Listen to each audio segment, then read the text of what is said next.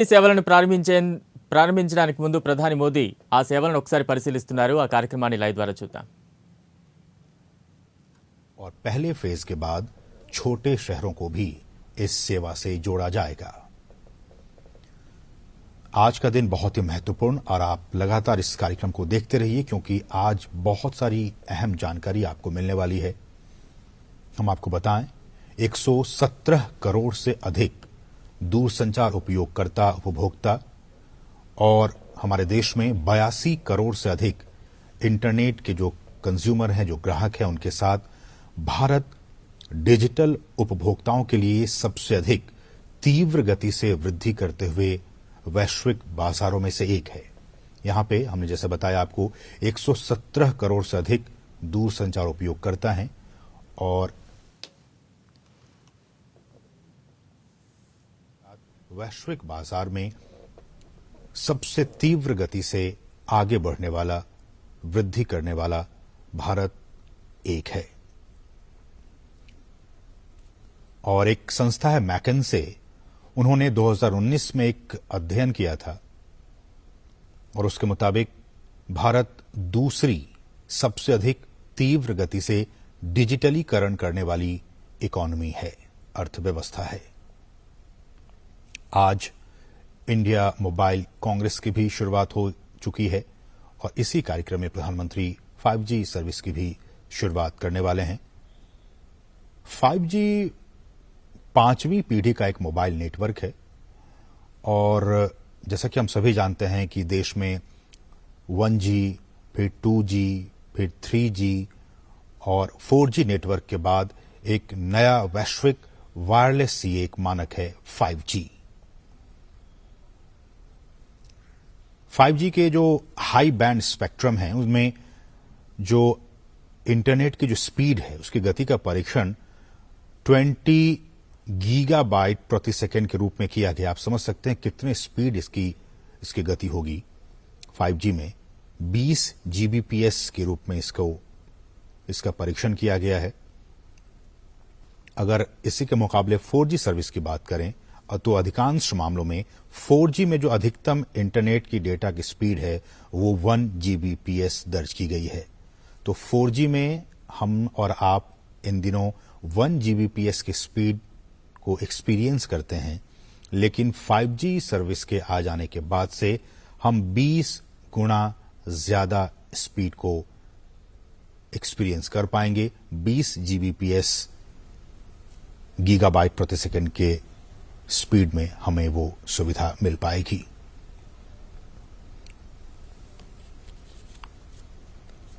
दूरसंचार क्रांति के लिहाज से आज का दिन बहुत ही महत्वपूर्ण और न सिर्फ दूरसंचार के लिहाज से बल्कि इसके और क्या कुछ यूजेस हैं। हम जानते हैं कि इन दिनों इंडस्ट्रियल रिवॉल्यूशन 4.0 का जमाना है, चौथी औद्योगिक क्रांति चल रही है और इस क्रांति में internet of things, cloud, big data, artificial intelligence और एज कंप्यूटिंग के साथ साथ ये जो 5G तकनीक है, प्रधानमंत्री इसका एक्सपीरियंस करते हुए इस सर्विस का, 5G सर्विस का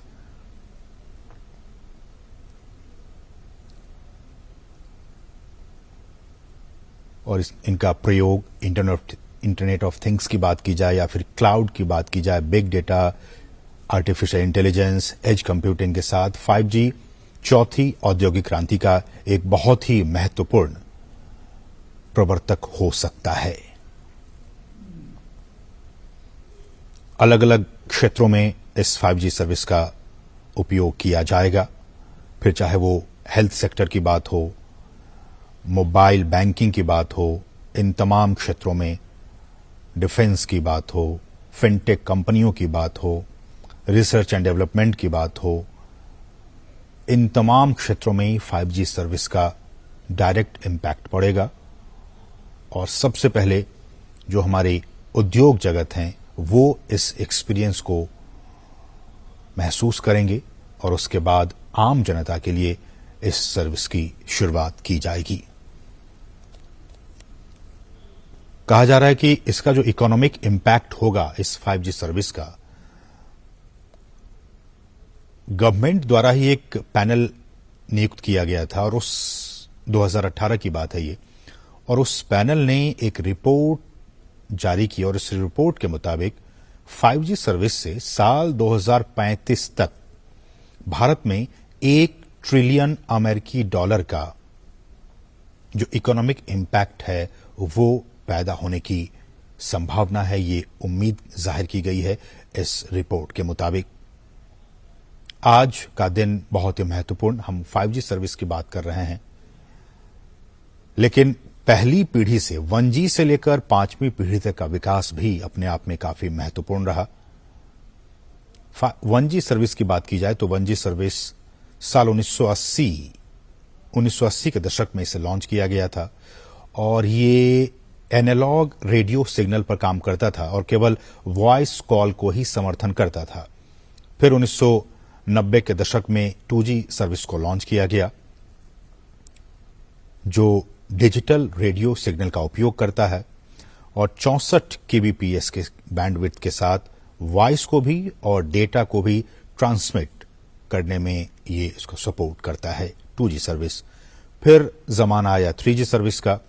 2000 के दशक में 1 Mbps से 2 Mbps की गति के साथ इसे लॉन्च किया गया था और इसमें डिजिटल वॉइस की बात हो, वीडियो कॉल की बात हो, कॉन्फ्रेंसिंग की बात हो, इन तमाम क्षमताओं के साथ 3G सर्विस की शुरुआत हुई थी।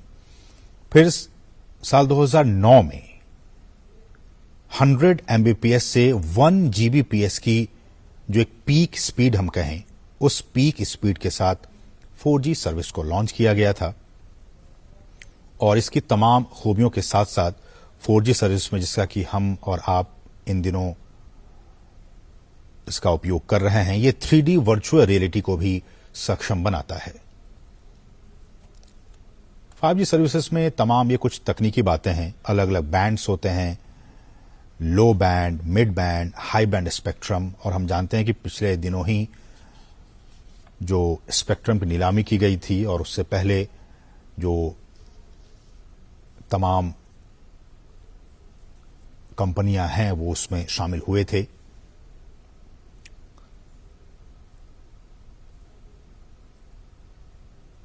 मोबाइल ब्रॉडबैंड सर्विस की बात की जाए तो हमारे स्मार्टफोन को बेहतर बनाने के अलावा 5G मोबाइल तकनीक वर्चुअल रियलिटी जो कि बहुत ही महत्वपूर्ण है, ऑगमेंटेड रियलिटी जैसे जो इमर्सिव सेवाएं हैं उसकी वो शुरुआत कर सकती है, जिसमें कि बहुत ही फास्ट समान डेटा दर और बहुत ही कम समय में और कम लागत में ये सारी चीजें हो सकती हैं।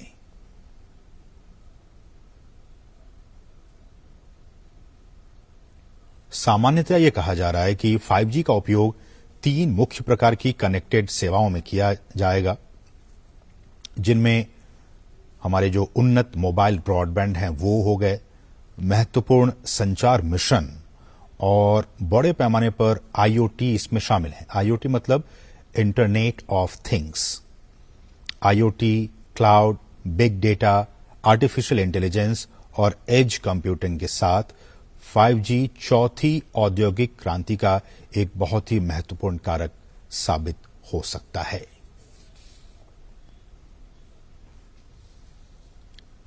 आगे की राह इसमें क्या कुछ निकलकर सामने आती है, अब जबकि आज से इस सर्विस की शुरुआत होने जा रही है, डोमेस्टिक 5G प्रोडक्शन को बढ़ावा देना, मतलब देश को खासकर भारत में 5G का जो हमारा ड्रीम है, जो हमारा सपना है, उसको जमीन पर उतारने के लिए, उसको साकार करने के लिए स्थानीय 5G हार्डवेयर निर्माण को बहुत ही अभूतपूर्व दर से प्रोत्साहित करने और बढ़ावा देने की जरूरत आने वाले दिनों में महसूस होगी।